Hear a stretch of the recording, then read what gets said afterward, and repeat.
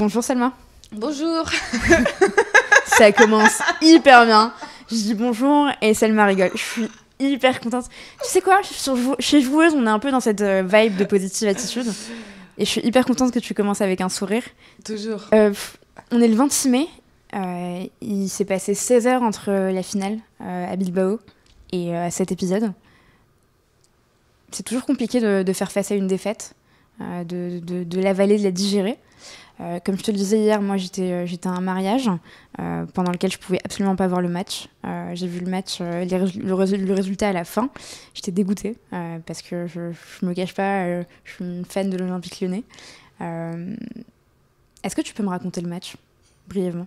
Je te plonge un peu dans le contexte dans lequel on est, je t'en ai parlé tout à l'heure. Je viens d'un mariage de ma meilleure pote, Rosa, qui s'est mariée. J'ai dormi 1 heure. Et j'ai quand même une patate de dingue, une énergie folle à l'idée de t'avoir aujourd'hui. Et ça me fait penser aussi à ton énergie sur le terrain. T'es une pile électrique.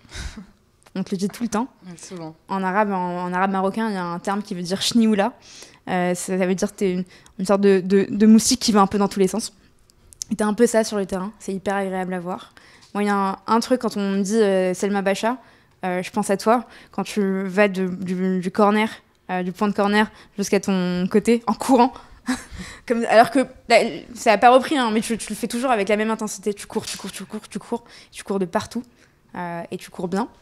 Et tu cours avec l'art et la manière. Et tu joues bien. Donc là, je suis en train de te faire un tunnel, mais t'inquiète pas, sur le podcast, tu vas aussi parler. Mais tout ça pour te dire que je suis très contente de te recevoir aujourd'hui. Comment ça va ? Ça va. Moi aussi, j'ai pas beaucoup dormi. Mais un peu déçue parce qu'on a perdu la finale de Champions League. Mais en tout cas, ça va toujours. Et je te remercie pour l'invitation. Avec plaisir. On remercie aussi Elodie qui contribue aussi beaucoup à ça. Ouais, merci pour l'invitation. Et on est le 26 mai. Il s'est passé 16 heures entre la finale à Bilbao et cet épisode.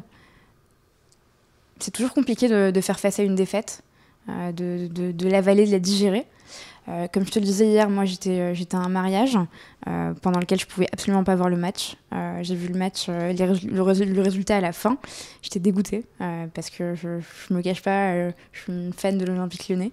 Est-ce que tu peux me raconter le match, brièvement ?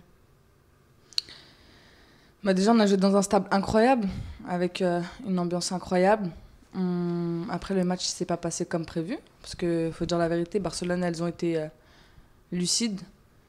Et comme l'a dit notre capitaine hier, faut relever la tête, parce qu'elle est fière de nous. On a galéré cette saison, il y a eu des moments où c'était un peu plus dur, mais on l'a fait. Hier, on n'a rien lâché. Techniquement, c'était beaucoup difficile, parce que quand tu joues contre Barcelone, c'est beaucoup de tiki-taka. Ouais. Mais après, c'est comme ça, comme je le dis, je suis une compétitrice.